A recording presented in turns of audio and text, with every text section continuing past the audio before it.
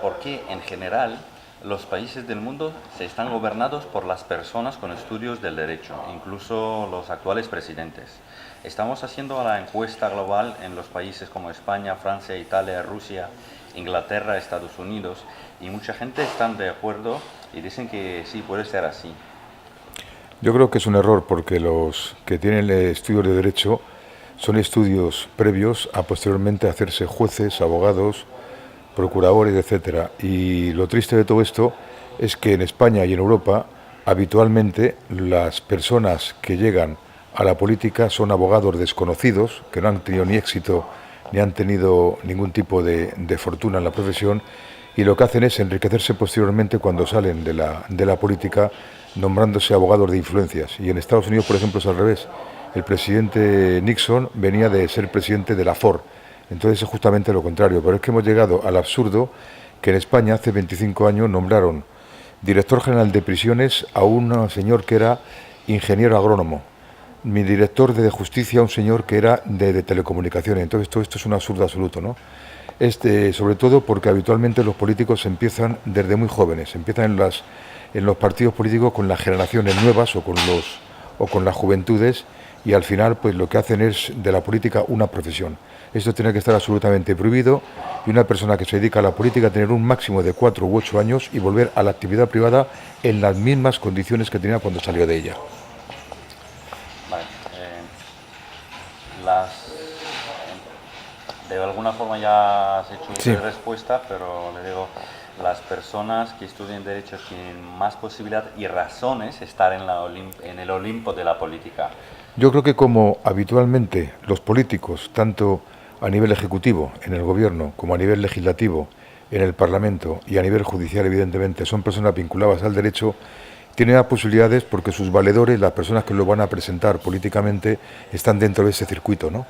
Pero yo creo que esto hay que terminar con ello, y lo que tiene que hacerse es traer personas independientes a la política, inclusive que no estén afiliados a los partidos políticos que están gobernando, para que enriquezcan y sobre todo que sepan gobernar, porque lo que está pasando es que es un gobierno autócrata en vez de un gobierno absolutamente democrático en cuanto al fondo del asunto. En nuestra encuesta, la mitad de las respuestas eran que economistas también tienen que gobernar. ¿De su culpa tiene Trump o economista Marcon? ¿Quién, en su opinión, puede sustituir a los abogacías, a los juristas? Yo creo que las personas que tienen que entrar en política son personas que tengan vocación de política, pero de política episódica, durante un tiempo corto. Personas que tengan buen corazón, que tengan deseos de ayudar a la sociedad, personas que tengan humanidad y que únicamente destinen parte de su vida me refiero a la estructura política, y luego sigan en su vida privada dedicados a la sociedad, a los más marginados, a los débiles. Y desde luego los economistas son personas que lo que hacen es que enriquecen todo el tema del espectro político. Vale. Empezamos con otra pregunta. Sí. Es una pregunta para usted como abogado y profesor de Universidad de Madrid. ¿Cómo piensa usted? ¿Qué está pasando con la gente joven ahora mismo, en general con los informáticos, que ya están más a menudo, se están poniendo los chips insertados en su cuerpo? Y en su opinión, que algunos médicos dicen que estos experimentos pueden cambiar la estructura de la sangre e incluso el ADN. ¿De eso alguna forma se considera el medio humano y medio robot? ¿Para ellos se pueden aplicar leyes como para una persona normal o pueden huir de la afinidad? Yo creo que al final podemos terminar, si no ha habido una legislación universal y sobre todo de la Unión Europea con directivas, podemos terminar en Robocop, es decir, en personas que son la mitad de ellos ordenadores y la mitad de ellos personas, ¿no? Entonces hay que huir de todo esto, es decir, la persona es la persona, figura con los sentimientos, y evidentemente no habría robot ni había máquina si no fuera una mente humana que es la que las dirige.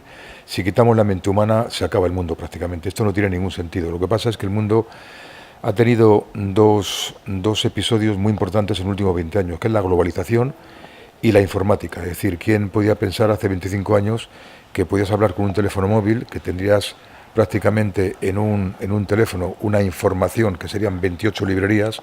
Entonces ha cambiado todo el mundo, nos hemos tenido que adecuar a ello, inclusive hasta los abogados. Yo desgraciadamente conozco abogados muy malos como abogados pero que cuando hay un tema público de interés se meten en la red, se ofrecen y están cazando muchísimos asuntos cuando no son abogados. Es decir, se está llegando a un tipo de selección de abogacía que en mi opinión es una selección miserable, que no es buena para el país, porque la gente no conoce al abogado, conoce una máquina y conoce una oferta por escrito de un abogado, pero ese vis a vis, ese sentir la sangre, sentir a la persona cerca, no se hace, y eso para mí es un error absolutamente que puede llevarnos a consecuencias complicadas, porque hay gente que está firmando abogados vía internet que no saben nada del tema, van a perder el procedimiento, pero los han captado de esa forma que en mi opinión es una forma subrepticia, no es una forma clara y natural.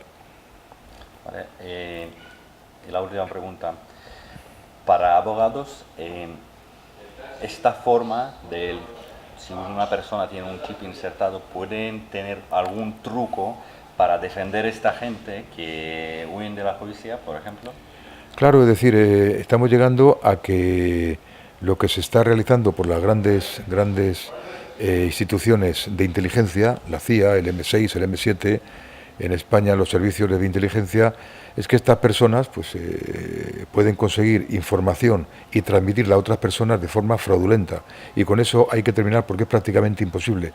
Entonces, lo que yo echo de menos es una legislación universal, que la ONU y la Unión Europea, el Parlamento Europeo, se centren en estos temas y que dejen de otros asuntos que son terciarios, ¿no? Que se centren en las migraciones y en el tema de los chips y de la informática, porque es un futuro que o se regula o puede dar lugar a actividades y actitudes fraudulentas que perjudican en definitiva a la sociedad y sobre todo a los derechos humanos. Vale, sería la última pregunta, pero no es pregunta. Lo que quiera.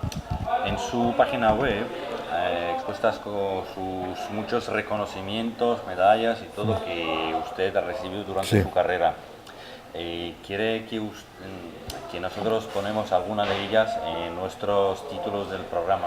Hombre, yo creo que mi labor profesional ha tenido dos líneas. Una, el anonimato de personas que nadie las conoce, que no son públicas, ni el procedimiento es público, no es un maxi proceso, ni un proceso de todos magnificados, una mujer maltratada, un hombre con un problema pequeño.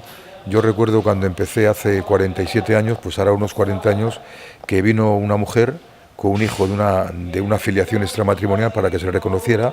Se le reconoció, se le puso a su nombre el niño y el día que vino a pagarme me dijo si me podía pagar en 5 veces y era, me parece que 500 pesetas, ¿no? Le dije que no me pagara nada.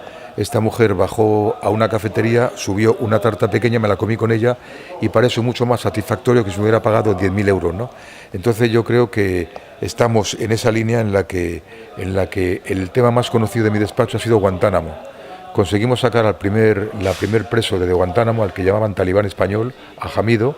Le trajimos a España al juez Garzón y yo, se le enjuició en España, estuvo preso 2 meses después de 2 años en no prisión, sino ese campo de internamiento, en ese campo horroroso que era Guantánamo.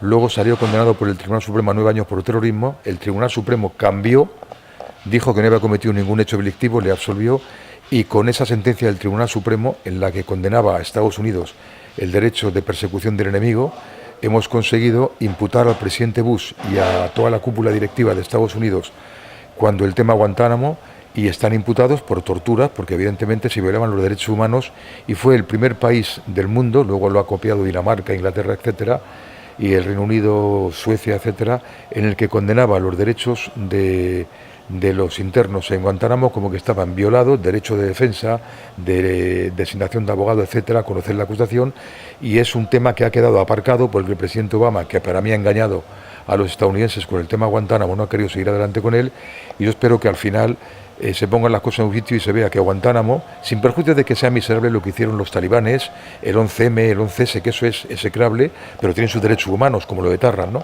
Y eso fue lo que no se respetó, y España fue la única y la primera potencia en denunciarlo, y fue el Tribunal Supremo Español el año 2006, el 21 de junio. Vale, pues muchas gracias. Nada. Ya arreado, ¿eh? Sí. Arreado. Si tienen alguna cosa...